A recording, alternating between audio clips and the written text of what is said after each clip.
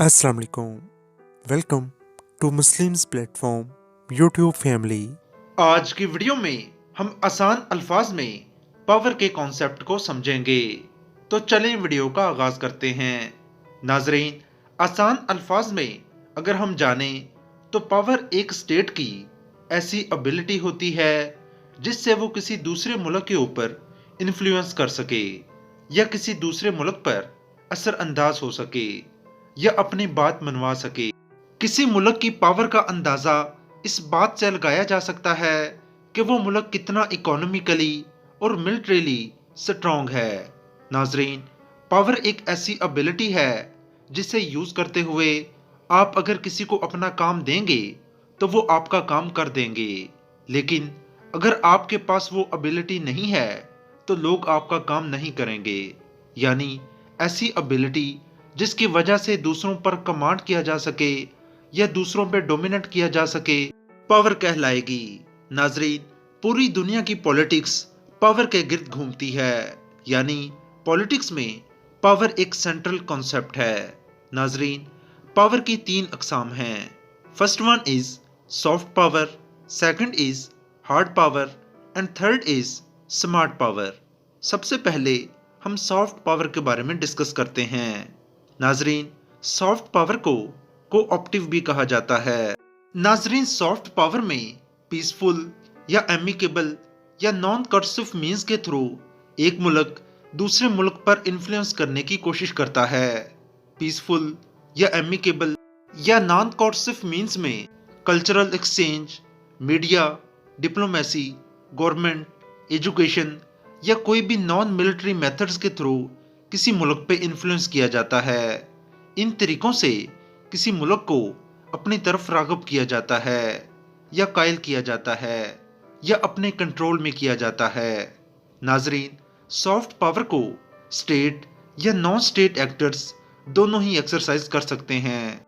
नाजरीन, आज के दौर में डेवलपिंग स्टेट्स ज्यादातर अपनी बातों को मनवाने के लिए सॉफ्ट पावर का यूज ही करती हैं और सॉफ्ट पावर में ज्यादातर लॉज को फॉलो किया जाता है और सॉफ्ट पावर को आज की दुनिया के अंदर ज्यादा इफेक्टिव माना जाता है। नाजरीन, सॉफ्ट पावर में डायरेक्ट एक्शन नहीं होता बल्कि इनडायरेक्ट होता है। सॉफ्ट पावर इनटेंजिबल सोर्सेज पे बेस करती है। इनटेंजिबल सोर्सेज में कल्चर, आइडियोलॉजी या इंस्टीट्यूशंस वगैरह आ जाते हैं। अगर हम सॉफ्ट पावर की एग्जाम्पल के बारे में डिस्कस करें तो अमेरिका ने कोल्ड वार के दौरान सोवियत यूनियन के खिलाफ सॉफ्ट पावर का यूज किया था। अब हम हार्ड पावर के बारे में डिस्कस करते हैं। नाजरीन, हार्ड पावर को कमांड पावर भी कहा जाता है। नाजरीन, हार्ड पावर में कोर्सिव, फोर्सफुल या कंपल्सिव मींस के थ्रू एक मुल्क दूसरे मुल्क पर इन्फ्लुएंस करने की कोशिश करता है, यानी फोर्स या ताकत का इस्तेमाल करके अपनी बात मनवाई जाती है। इसमें मिलिट्री का यूज किया जाता है या किसी मुल्क पर इकोनॉमिक सैंक्शंस लगाकर उस पर इन्फ्लुएंस किया जाता है। मसलन ईरान पर इकोनॉमिक सैंक्शंस लगी तो वो अपना पेट्रोल किसी को नहीं बेच सकता। ईरान की पूरी इकोनॉमी ही पेट्रोल पर बेस करती है। वो पेट्रोल बेचकर पैसा कमाते हैं और अपने मुल्क को चलाते हैं। अगर उसका पेट्रोल ही नहीं बिकेगा तो वो परेशानी की हालत में आ जाएगा और आखिरकार उसको वो बातें माननी पड़ेंगी जो दुनिया उससे मनवाना चाहती है। नाजरीन, हार्ड पावर टेंजिबल होती है, यानी फिजिकल होती है। आप इसको छू सकते हैं और ये क्वांटिटेटिव होती है, यानी प्रिडिक्टेबल होती है। आप इसको काउंट कर सकते हैं। हार्ड पावर को ज्यादातर स्टेट एक्टर्स ही इस्तेमाल करते हैं। नॉन स्टेट एक्टर्स इसका यूज नहीं करते या कम करते हैं। नाजरीन, hard power basically last resort होती है, यानी हार्ड पावर को बिल्कुल एंड पे इस्तेमाल किया जाता है जब तमाम तरीके फेल हो जाते हैं, यानी पहले सॉफ्ट पावर का यूज किया जाता है। अगर सॉफ्ट पावर से काम ना बने फिर हार्ड पावर का यूज किया जाता है। अब हम हार्ड पावर की एग्जाम्पल डिस्कस करते हैं। नाजरीन, 9/11 के बाद अमेरिका ने नेटो का इस्तेमाल करते हुए جو افغانستان پر اٹیک کیا تھا وہ ایک ہارڈ پاور تھی۔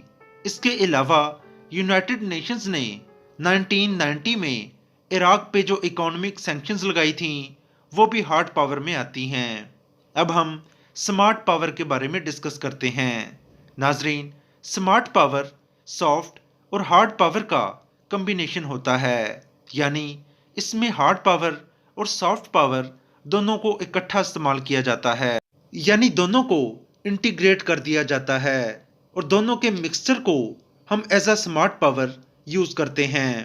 اس میں ملٹری پاور تو ہوتی ہی ہے، لیکن اس کے ساتھ ساتھ الائنسز بھی بنائے جاتے ہیں، پارٹنرشپس بنائی جاتی ہیں اور انسٹیٹیوشنز کی ڈیولپمنٹ شامل ہے۔ اس کے ذریعے دوسری اسٹیٹس پر انفلوئنس کیا جاتا ہے۔ جیسا کہ آپ کو معلوم ہے، آج کے دور میں بہت ساری ریجنل آرگنائزیشنز ہیں جو کہ صرف اسی لیے بنائی جاتی ہیں تاکہ کسی دوسرے ریجنل بلاک کو انکاؤنٹر کیا جا سکے، جو کہ سمارٹ پاور ہے۔ ناظرین، ہماری آج کی ویڈیو میں کچھ ٹرمز استعمال ہوئی ہیں جس میں کوٹسف means, peaceful means, cold war, NATO, state actors اور نان اسٹیٹ ایکٹرز شامل ہیں۔ ان تمام ٹاپکس پہ ہم آلریڈی ویڈیوز بنا چکے ہیں۔ ان ویڈیوز کا لنک آپ کو اس ویڈیو کے ڈسکرپشن میں مل جائے گا، وہ ضرور دیکھیے گا۔ وہ ویڈیوز دیکھنے سے آپ کو آج کے ٹاپک کے حوالے سے ڈیپ کلیئرٹی مل جائے گی۔ ہمیں اپنی دعاؤں میں یاد رکھیے گا۔ اللہ حافظ۔